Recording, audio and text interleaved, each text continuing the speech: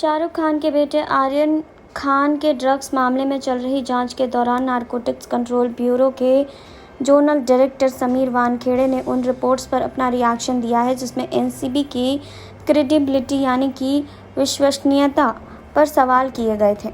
जी हां, क्रूज पर चल रही पार्टी ने जब राजनीतिक मोड़ भी लिया। इसमें बुधवार को राष्ट्रवादी कांग्रेस ने आरोप लगाया कि मुंबई के तट के पास क्रूज शिप पर 2 अक्टूबर को एनसीबी की छापेमारी फर्जी थी और इस दौरान कोई ड्रग्स नहीं मिला था।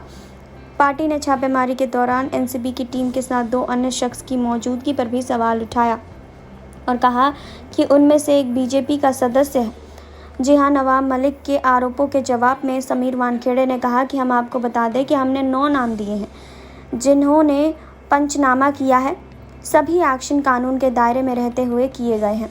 इन्हीं आरोपों पर समीर वानखेड़े ने जवाब दिया है और कहा है कि एनसीबी इस संबंध में प्रेस रिलीज जारी कर चुकी है, लेकिन फिर भी बता रहे हैं कि हमारी एजेंसी काफ़ी सक्षम है, प्रोफेशनल है। हमारे लिए कोई शख्सियत या उसके ओहदे से बढ़कर सबसे ज़रूरी एनडीपीएस एक्ट है। एनसीबी ने अपने स्टेटमेंट में उन 2 लोगों मनीष भानुशाली और किरण गोसावी की मौजूदगी पर उठे सवाल पर कहा कि वे वहां मौजूद आधे दर्जन से ज़्यादा प्रत्यक्षदर्शियों में शामिल थे जो वहां हुई रेड के गवाह थे, जिसकी वजह से राजनीतिक दल अब एजेंसी पर आरोप लगा रहे हैं। वहीं क्रूज पर हुई छापेमारी में आर्यन के पास ड्रग्स नहीं मिलने के रिपोर्ट पर उन्होंने कहा कि हमारा मुख्य लक्ष्य मुद्दे को जड़ से मिटाना है। ड्रग्स सप्लाई चेन के अलावा रिहैबिलिटेशन भी एक मुद्दा है जिसके हम सामना कर रहे हैं। हमारा मुख्य उद्देश्य महाराष्ट्र और गोवा को पूरी तरह से ड्रग्स मुक्त बनाना है। जब भी हमें कोई इनपुट मिला है तो हमने नाम या शख्सियत देखकर उन पर एक्शन नहीं लिया है।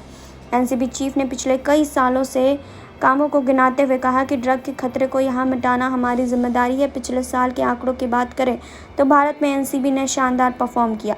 हमने करीब 106 केस बुक किए और 300 से अधिक लोगों को अरेस्ट किया, जिनमें हार्डकोर ड्रग सप्लायर से लेकर पेडलर शामिल हैं। हमने 2 फैक्ट्री को ख़त्म किया जिसमें एक डोगरी में था।